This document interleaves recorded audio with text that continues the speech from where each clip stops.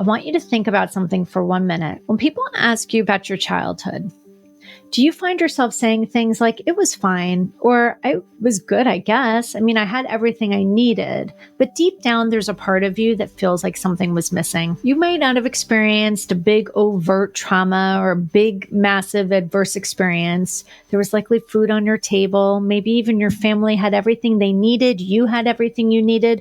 You had trips. You had access to whatever you felt was important, but yet you carried this persistent feeling of emptiness, loneliness, or just a sense that somehow you were different from other people. If it resonates, today's video is for you. Because what I want to talk about is one of the most common yet least understood forms of childhood wounding. And it's called emotional neglect. And it's the invisible wound. And today, I want to make it a little bit more visible for you. So what is emotional neglect? Unlike physical abuse or neglect, emotional neglect is an act of omission. It's not about what your parents did or what your caretakers did or what your guardians did. It's about what they didn't do. It's the failure of their ability to respond to your emotional needs. In many cases, maybe they loved you, but they just didn't have the capacity to connect with you on an emotional level, or they were present but not available and not present, if that makes sense. Maybe they didn't validate feelings, or they didn't help you understand your inner world, or they didn't really see you for who you truly are. Maybe you felt unseen, unheard, misunderstood. And as a child, it's really hard. We don't have words for those things, but we end up internalizing it. So we learn that our feelings don't matter or that our needs are a burden. And in some fundamental way, you feel like you're on your own. And that creates a really deep wound. And it shows up in very specific ways in adulthood. So what I'd like to do is talk about 5 common signs that you might be carrying this invisible wound known as emotional neglect. See if any of these feel right for you. Number 1 is persistent feeling of emptiness or numbness. This is a hallmark sign. You might have this really great life on the outside, but you have this chronic emptiness. It's like something is missing because the emotional connection and validation that you were supposed to receive left a void in you as a child. Number 2 is you are your own harshest critic. You have that loud, itty bitty shitty committee, that huge inner critic. Because when our feelings are not validated as a child, we learn not to trust them.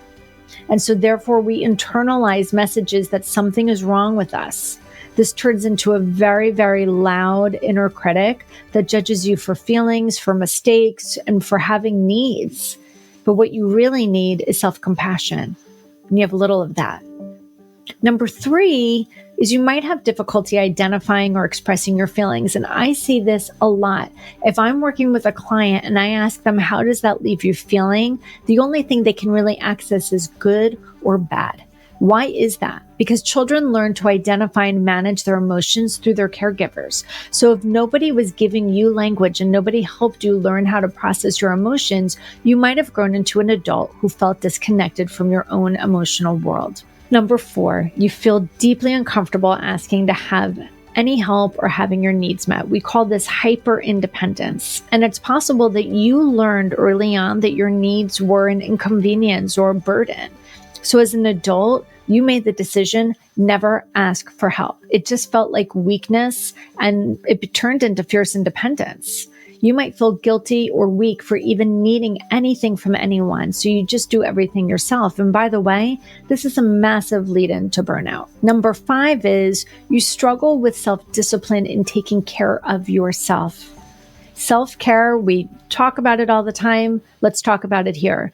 This one might seem really counterintuitive, but self-discipline is really just taking care of yourself. If you weren't shown how to take care of yourself, if you weren't shown how to nurture yourself or to care for your own needs or to create structure, it can be very difficult to do as an adult. So you might know what you should do, but you really struggle with the follow through. If any of these things resonate with you, I just want you to take a deep breath. There's nothing wrong with you.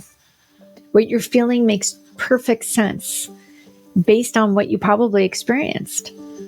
Giving this a name, emotional neglect, it's a very powerful step towards healing because we cannot heal what we don't understand. And the next step is to get a clearer picture of how it fits into your unique story. And this is exactly why I included a section on emotional neglect in my HURRT Self-Assessment. The HURRT assessment is a free tool that helps you explore all of your childhood patterns alongside with other lived experiences and resilience factors. It helps you connect the dots so you can see a full picture of how your lived experience is influencing your adult life. It provides clarity, not judgment. It's a starting point to giving yourself the understanding that you might have never received. Remember, healing from emotional neglect is about learning to give yourself the emotional attention and validation you may have never received. And it's a process of coming home to yourself. If you're ready to get clearer on your own story and see how these pieces fit together, I invite you to take the HURRT Self-Assessment. The link is right in the description below. Taking this assessment is a powerful step towards understanding, and you deserve that clarity. If this video was helpful, please give it a like, hit a subscribe for more content on healing trauma. I'm Stacey HURRT, and thank you for being here with me today.